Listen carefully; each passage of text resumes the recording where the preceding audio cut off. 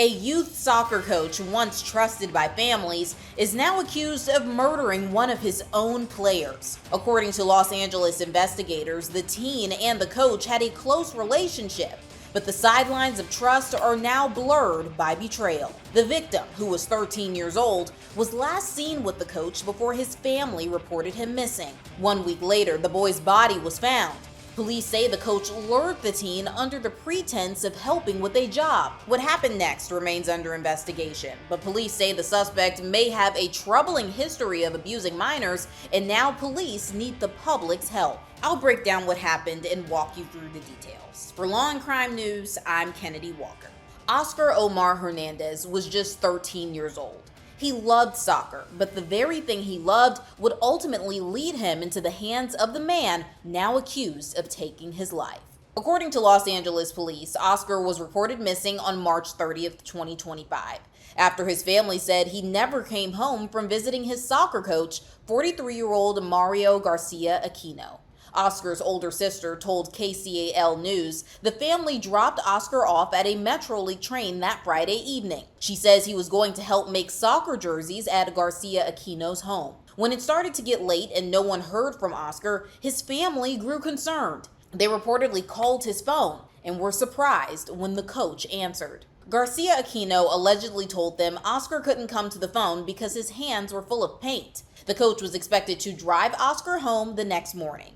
But Saturday came and still no sign of Oscar. The family says the coach then messaged them, allegedly claiming that they'd be back later that afternoon. Then something strange. Oscar's family received a text from his phone saying, quote, "I'm going to a party." His relatives say they told him not to go, but the next message claimed he was in North Hollywood and refused to be picked up. Those would be the last text messages the family received from Oscar's phone. On Sunday, they filed a missing persons report. And 2 days later, LAPD's homicide division took over the case. Tragically, 1 week after Oscar disappeared, his body was found. Days later, Garcia-Aquino was arrested.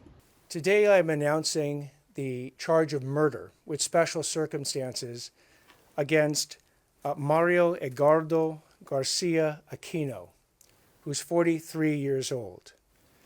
Mr. Garcia-Aquino murdered 13-year-old Oscar Omar Hernandez on March 28, 2025. Under California law, murder with special circumstances means prosecutors may pursue the death penalty or life without parole. We have recently instituted a new death penalty policy in which we will be evaluating whether or not the death penalty is appropriate for this particular case. But Garcia-Aquino is now facing more than just a murder charge. In 2024, a year before Oscar's death, Garcia-Aquino was charged with felony assault with intent to commit a lewd act against a 16-year-old. Authorities say that teen also met Garcia-Aquino through soccer. The family allowed their son to spend the night at the coach's home and later reported allegations of sexual abuse. If convicted of that charge alone, Garcia-Aquino faces 6 years in prison. At the time of the alleged abuse, he was reportedly coaching with the Hurricane Valley Boys Soccer Club,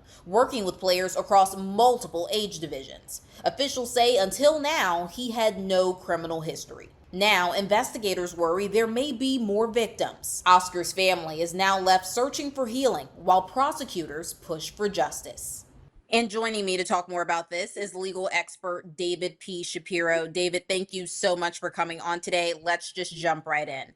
The suspect has been charged with murder with special circumstances. Can you explain what that means? Sure. Well, obviously there's a base offense of murder, right? The unlawful killing of another.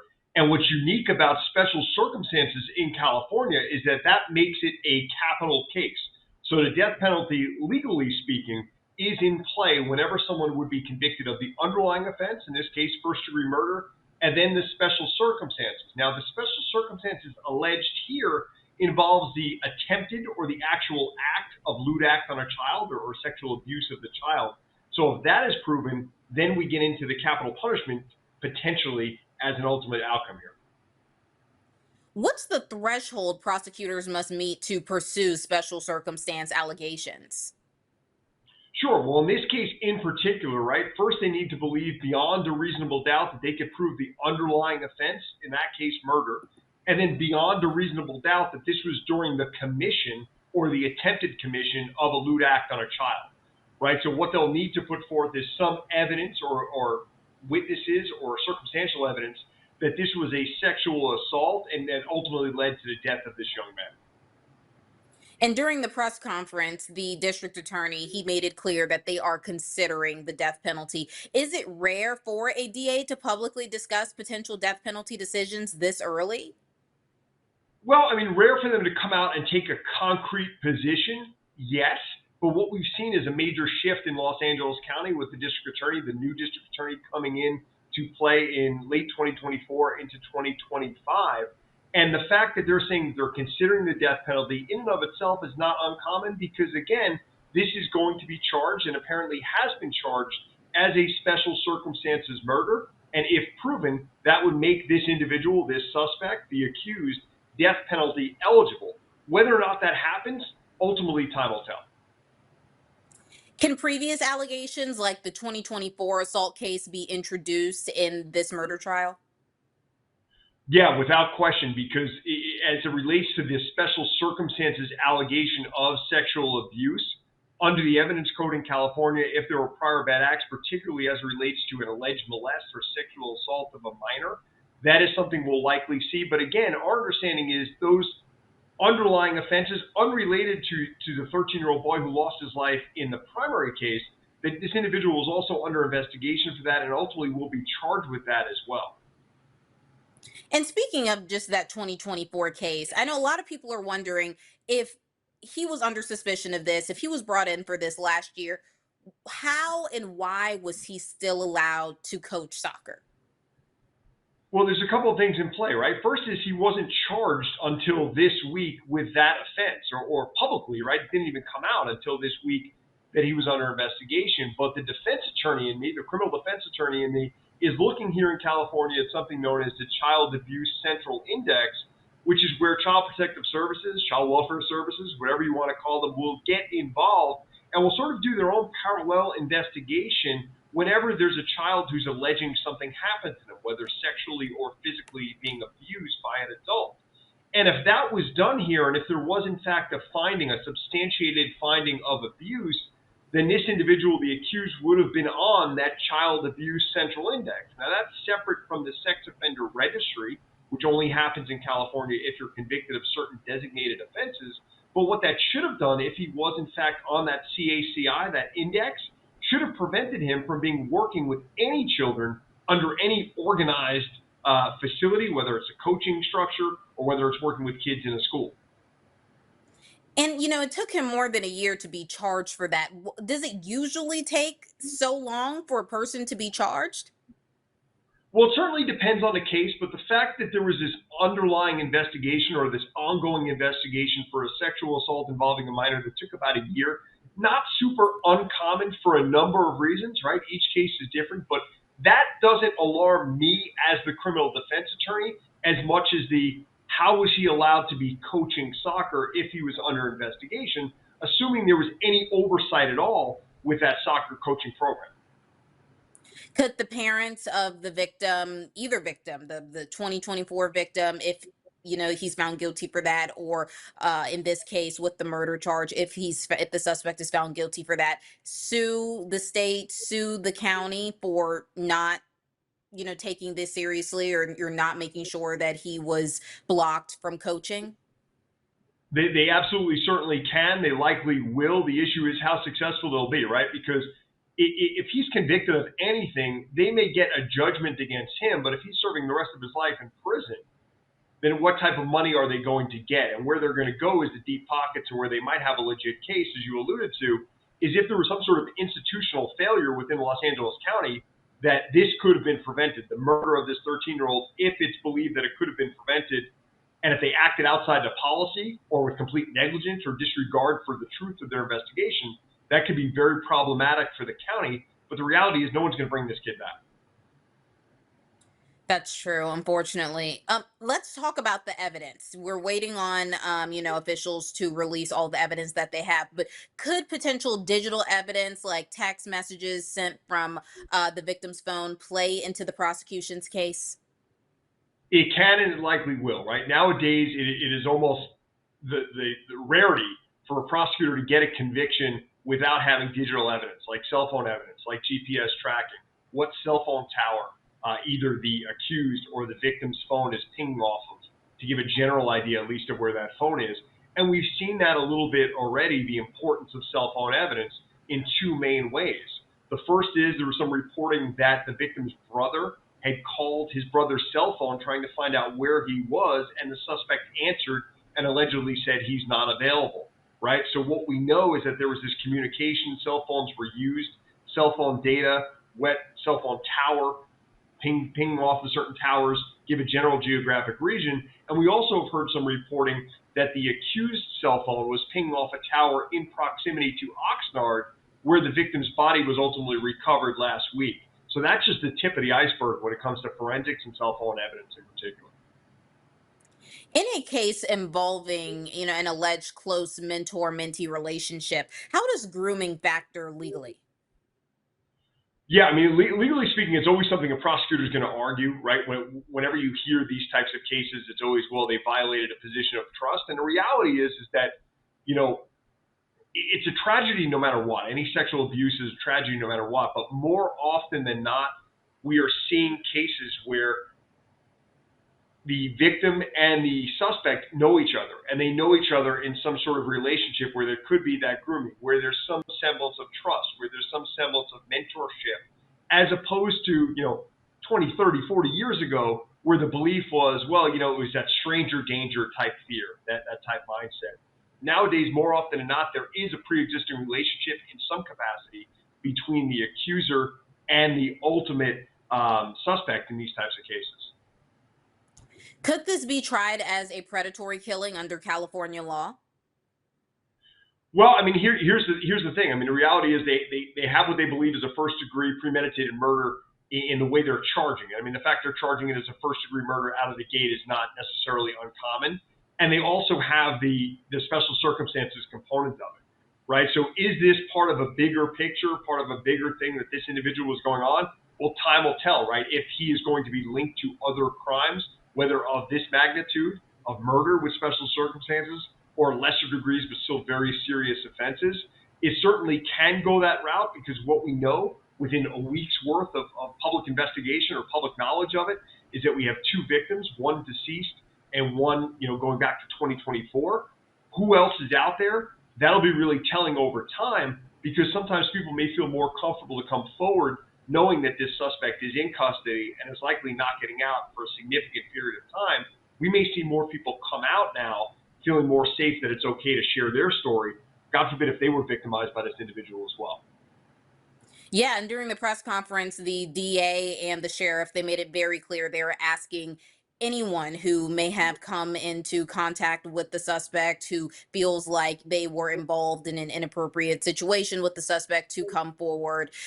So we are waiting to hear, how that plays out. If that does happen, if more suspects or if more victims do come forward, what could that look like in regard to the case? Yeah, with regard to the case, it's just another avenue of multiple life sentences, because if we're dealing with minors under 14 and there's multiple victims, right? So if you have two people that come out, say under 14, something happened to them that was sexual in nature, then you're dealing with California's multiple victim enhancement, which is 15 to life for each accuser under the age of 14. There's also California's one strike law, depending on what is actually alleged. So in short, multiple avenues to a lifetime indeterminate sentence, even if the murder conviction or the murder charge or the murder case were to fall apart. It's just another avenue to put this individual behind bars for the rest of his natural life. What might investigators look for to determine premeditation in this case?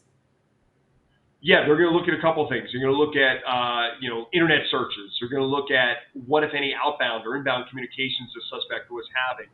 They're going to see if there's any video evidence. They're going to look at surveillance video. Obviously, at some point, this individual, this young 13-year-old boy, was moved from where he originally went to be trained to play soccer, and ultimately where his body was recovered, a significant amount of time away and place away pretty much across Los Angeles County. So there's going to be tracking across the board that'll really shed some light on the underlying thoughts or how much premeditation or how much planning was really done here. And how will prosecutors prove intent if there were no eyewitnesses to the murder? How does that work? Well, I mean, it's a different situation that if you're dealing with, if you're dealing with two individuals, two grown individuals, that it could have been a self-defense type of thing or something along those lines. Intent doesn't always need to be proven directly. It could be proven circumstantially. The other case is certainly not going to help the defense as it relates to a prior accuser of sexual assault. And the problem that the defense may very well have in a case like this is jury's going to hear multiple accusers coming forward, and it's going to make it more likely than not, well, if they're capable of committing, one of the more heinous acts of sexually assaulting a young child, then what are they not capable of, right? So the murder conviction would not be so far-fetched as it would be otherwise. Like, well, there's reasonable doubt, there's two or more reasonable interpretations of this evidence here. They're gonna pile it all on and make it more likely, if not beyond a reasonable doubt, that this was in fact an intentional killing. When a child is involved, are there unique legal protections or protocols for the prosecution? Because if there are, any victims or other victims, they may be concerned or worried. Explain how that process goes. Yeah, well, one thing prosecutors will always do, and they'll always ask the alleged victims of a crime, is do they want their identity concealed, right? Do they want to be referred to as their name, or do they want to be called John Doe or Jane Doe, what have you? So there are certain protections in that regard. In the event the case goes to a preliminary hearing or certainly trial, right, the court will have an opportunity to balance the public's right to hear what's going on, to have a free and open court, a free and open trial, versus the identity of the accuser and their protections. So that's something the prosecution always needs to think about, something the court needs to think about. All going all the way outside the criminal realm, if there's an ultimate civil trial, right, and what type of publicity these accusers, depending how old they are now compared to how old they were then, all that'll play out certainly over time. And if more victims are identified, could this case become part of a broader criminal enterprise or pattern investigation? Well, it ultimately depends, right? It depends. Was this person acting alone, or were there other individuals involved that were either directly involved in the sexual assault and or the murder, right? Or was it more passive participants, or did people know? Who knew? What role did they do to sort of conceal it? Sometimes these things you think, oh, it's got to be part of this bigger operation, and it winds up being a one-person show. Other times it's much deeper than what the surface may show. If you were the suspect's defense attorney, how would you go about, handling this case? Well, I mean, the first thing we want to do is ultimately to try and determine what type of evidence there is, right? So I want to know about movements. I want to know about what's going to be on your cell phone. The cops are going through your cell phone right now. What's on the cell phone? What's on the minor's cell phone from the time that he showed up to train you, right? What else is out there, and what is the worst? Know what the worst is, and then you can plan a defense accordingly. Could the DA's press conference remarks backfire by giving the defense an argument for pretrial bias? No, I mean not. I mean, a lot of times defense attorneys will make that argument, but the reality is right. The district attorney can get out there and say what the state of the evidence is, what the state of the evidence is not. And by the time this case goes to trial, you'll either have one or two things. You'll either have people that will know about the case and be intimately familiar with it, and they're probably not the best jurors, or you can have people, a year, 2 years, 3 years from now, if this case ever goes to trial, that may not be fresh in their minds anymore. So. A lot of times as defense attorneys, it's like, well, we have to, it's pretrial bias. We need to get the case moved. Nowadays with technology, with social media, with networks like your own there, anyone can watch a trial across the country. So, the idea of moving it to a different venue when we're dealing with Los Angeles County, probably not an argument that's going to get very far. Well, we just talked about, if this does go to trial, how long could it realistically take for this to go to trial, especially with a potential death penalty on the table? Yeah, I mean, something like this, with it being special circumstances murder or any murder trial, could go anywhere from, if they really want to push it, probably a year. And if there's a lot of issues that come up and scheduling and everything that goes with it, would not be out of the ordinary to see a case like this, if it does in fact go to trial, 2, 3, sometimes even longer years down the road from when it first started. And then, the appeal process, what happens, if he does get convicted and they say yes to the death penalty, then, he can just appeal and appeal and appeal that? Yeah, I mean, generally speaking, right, if you're convicted of any offensive felony in California, you file your notice of appeal within 60 days of the conviction. In this instance, would be 60 days of the sentencing, and then it ultimately makes its way up through the California appeals process. And whether or not there's an issue that makes it a federal issue is a whole other issue moving forward in time. But yeah, I mean, a lot of times, there'll always be an appeal on a capital case. The issue is what, if anything, is a legitimate issue and what is not, and that'll get flushed out over time. And as the trial plays out, we'll be able to identify what are some legit appellate issues, if any, and what are the likelihoods of success moving forward. Well, what's the likelihood that the defense will seek a plea deal, and under what circumstances might prosecutors even accept one? Well, there's a couple of things in play, right? The first is that anytime you're dealing with a special circumstances murder, it is highly unlikely to even be in a position to want to, or where you should be negotiating any type of plea deal, at least until you do the preliminary hearing. The preliminary hearing is sort of like the Reader's Digest version or the Cliff Notes version of the entire case. It'll take a couple of weeks probably in a case like this with this type of evidence and the presentation by the district attorney's office.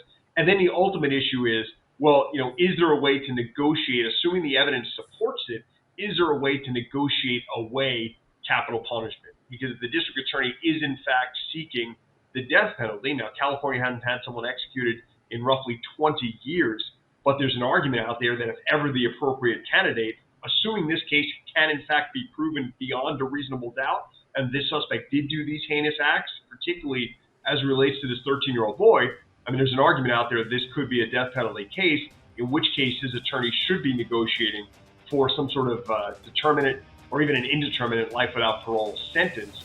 The issue is, will the district attorney ever accept it? I mean, that's probably about a year away at least. Yeah, well, this is something that we will definitely be following. David, thank you so much for coming on today.